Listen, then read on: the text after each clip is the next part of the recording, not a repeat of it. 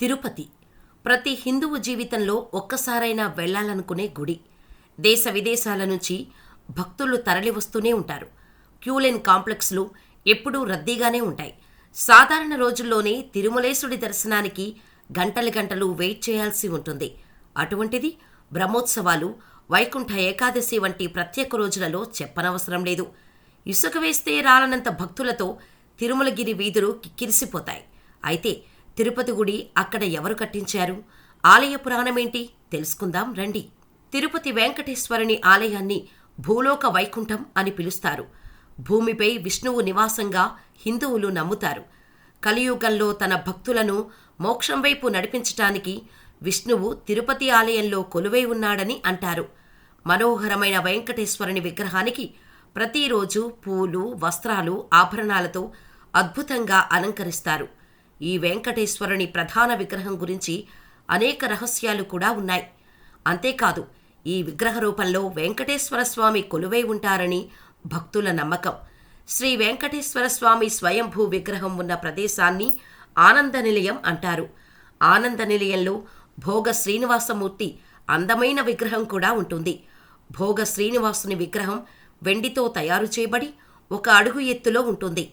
ఈ విగ్రహాన్నే భోగ శ్రీనివాసమూర్తి అని అంటారు. కౌతుక బేరం, పురుష బేరం అని కూడా అంటారు. ప్రతిరోజు భోగ శ్రీనివాసునికి ప్రాతకాలంలో మంత్రోచ్చారణాల మధ్య అభిషేకం జరుగుతుంది.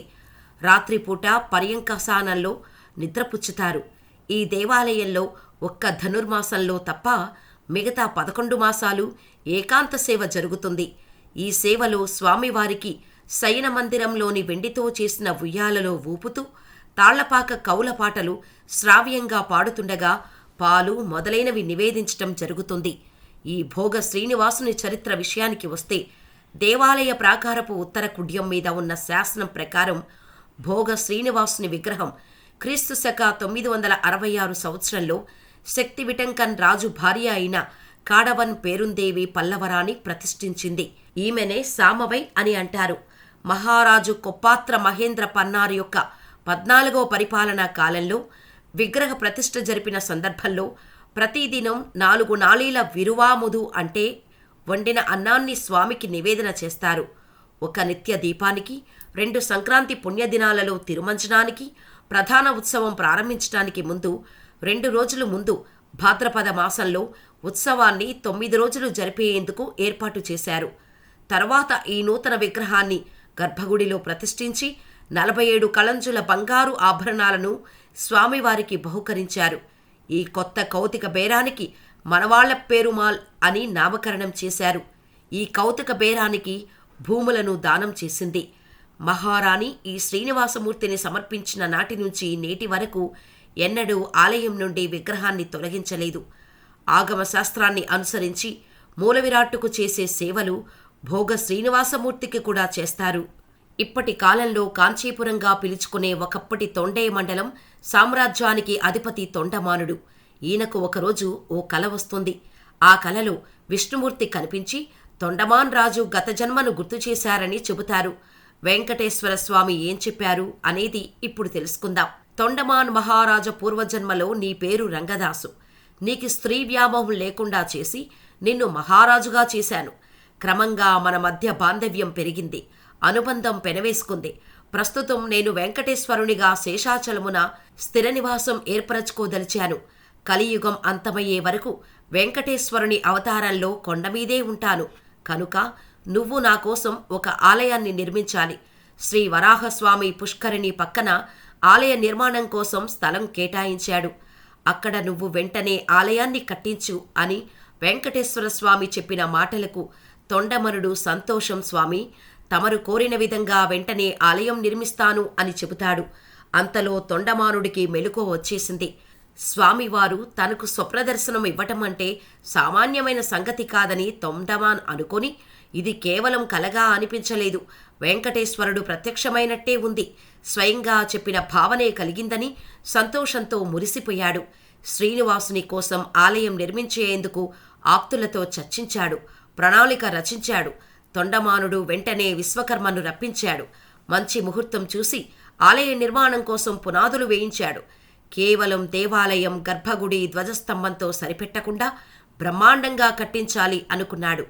తొండమానుడు అనుకున్నట్టుగానే తక్కువ కాలంలోనే దేవాలయ నిర్మాణం పూర్తయింది. విశాలమైన పాకశాల, సువిశాలమైన గోశాల, గజశాల, అశ్వశాల, బంగారు బావి, మంటపాలు, ప్రాకారం, గోపురం ఇలా అనేక గదులతో ఆలయం గొప్పగా రూపొందింది. ఆలయం పూర్తయిన తర్వాత వెంకటేశ్వరునికి తెలియచేస్తాడు తొండమానుడు. వెంకటేశ్వరుడు ఈ వర్తమానాన్ని సవివరంగా ముల్లోకాలకు చెప్పారు. అప్పుడు బ్రహ్మ, మహేశ్వరుడు, ఇతర దేవతలు అందరూ కలిసి శేషాచలం చేరుకొని శుభముహూర్తం చూసి వెంకటేశ్వరుడు పద్మావతి సమేతుడై ఆలయంలోని ఆనంద నిలయంలో ప్రవేశించాడని పురాణాల్లో ఉంది. తిరుమల వెంకటేశ్వరుని ఆలయ పురాణాల్లో తొండమానుడు కట్టించిన దేవాలయాన్ని చోళులు అభివృద్ధి చేసినట్టు తెలుస్తోంది. తర్వాత పల్లవరాజులు, తంజావూరు చోళులు, విజయనగర రాజులు దేవాలయాన్ని మరింత తీర్చిదిద్దారని చరిత్ర చెబుతోంది. విజయనగర సామ్రాజ్యం కాలంలోనే తిరుపతి బాలాజీ దేవాలయం సంపదతో అభివృద్ధి చెందిందని అంటారు. విజయనగర సామ్రాజ్యం అనేక వజ్రాలు, ఆభరణాలను విరాళంగా ఇచ్చింది. విజయనగర చక్రవర్తి కృష్ణదేవరాయలు అనేక సందర్భాల్లో ఆలయాన్ని సందర్శించి అనేక బంగారం, ఆభరణాలను విరాళంగా ఇచ్చారని, దీంతో ఆనంద నిలయాన్ని స్వర్ణమయం చేశారని అంటారు.